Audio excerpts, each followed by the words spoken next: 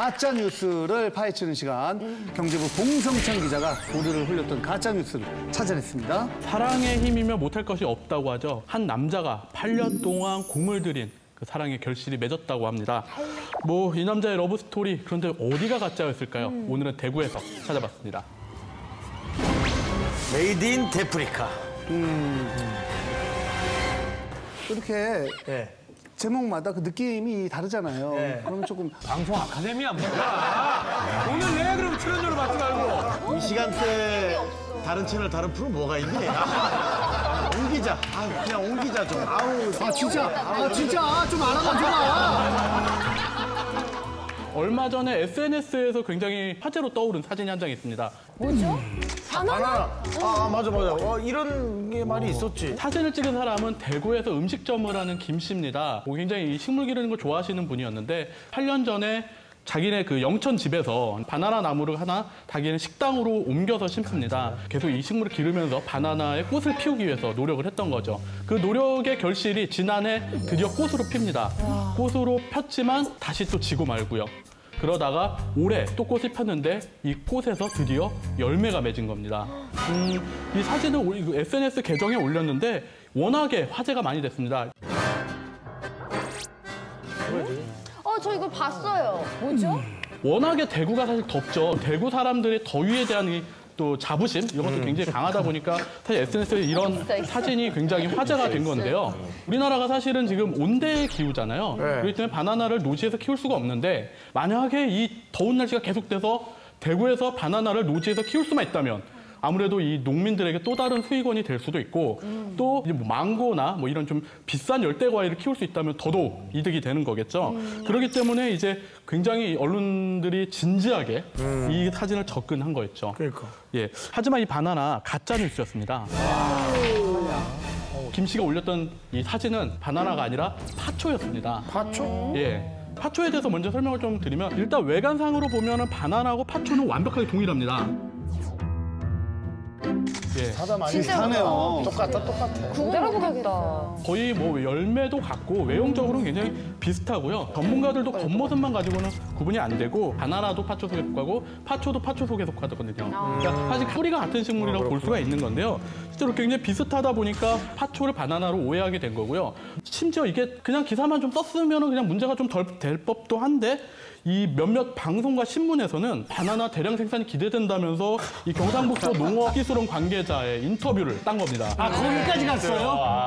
확인도 안 하고. 예. 심지어 한 방송에서는 실제로 가가지고 파초의 열매, 바나나가 아니죠. 파초에도 바나나 비슷한 게 열리는데 얘는 못 먹습니다.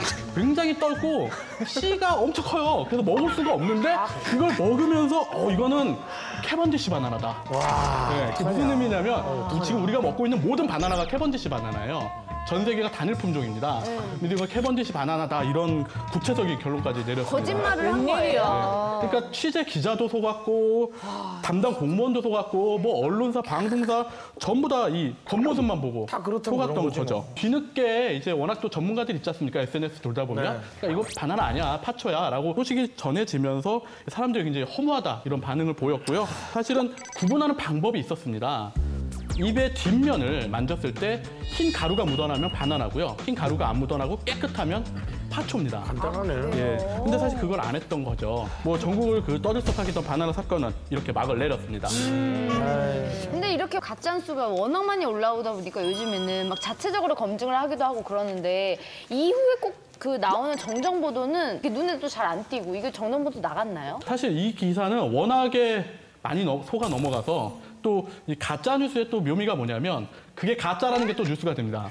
그렇죠. 가짜다 이거 사실 아니다. 이것도 뉴스가 되기 때문에 실제로 그렇게 했는데 저도 이 다른 거는 안 궁금했어요. 이게 뭐 가짜다 말다 이건 안 궁금했는데 그걸 먹고 바나나라고 말한 그 방송국 그 먹었을 때 그 표정이 좀 궁금했거든요. 굉장히 떨었을 텐데. 그렇죠. 그래서 어떤 표정을 지었을까 너무 궁금해서 찾아봤는데 다시 보기를 막아놨더라고요. 궁금한데.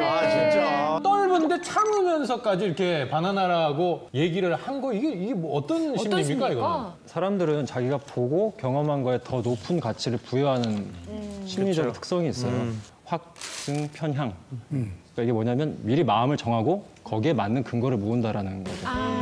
예를 들어서 우리는 저 영화를 보기로 이미 마음은 정해져 있는데 보기로 했으면 거기에 대한 좋은 댓글만 계속 들어와요. 그렇지.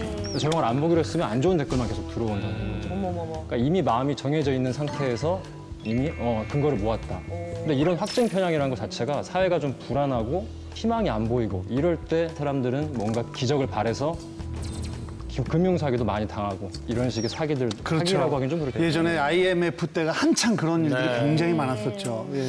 그럼 그 바나나 나무라고 했던 사람한테는 법적 대응을 뭐 할 수 있을까요, 그게? 이게 지금 내용을 보니까 8년 전에 뭐 바나나다, 파초다 개념이 없이 그냥 사온 것 같아요. 관상용 나무라고. 그런데 키우다 보니까 갑자기. 열렸는데 이게 바나나야. 이러고 이제 본인은 바나나가 믿게 된 거죠.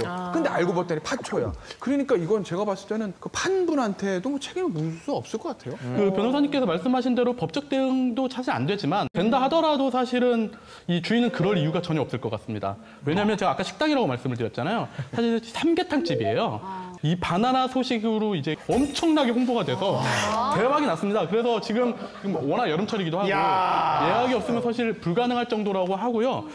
이 앞에다가 이 플랜카드를 걸어놨어요. 삼계탕보다 바나나가 더. 아이고, 그새 저걸 또. 야, 그러면 저 집은 삼계탕에다가 이제 삼 대신에 바나나 넣어야지. 아니 근데 뭐 바나나 나무가 멸종된다 이런 소문도 있었거든요. 맞아. 그 소문이 맞기도 하고 아니기도 합니다. 예. 그 1950년대까지 우리가 먹던 바나나는 그로미셸이라고 하는 품종이었어요. 근데 당시에 바나나 암이라고 불렸던 파나마병이 전염병이 돌면서 그 품종이 이제 멸종이 된 거죠. 근데 다행히도 지금 우리가 먹고 있는 이 캐번디시라고 하는 새로운 품종이 나와서 우리가 먹고 있는데요. 90년대부터 이 캐번디시 품종을 죽이는 또 전염병이 돌고 있는 거예요. 다시 한번 바나나가 멸종 위기다 이런 얘기가 나오고 있는데 또 다른 품종을 개발하고 있거든요. 캐번디시가 멸종된다 하더라도 바나나는 계속 먹을 수 있을 것 같습니다.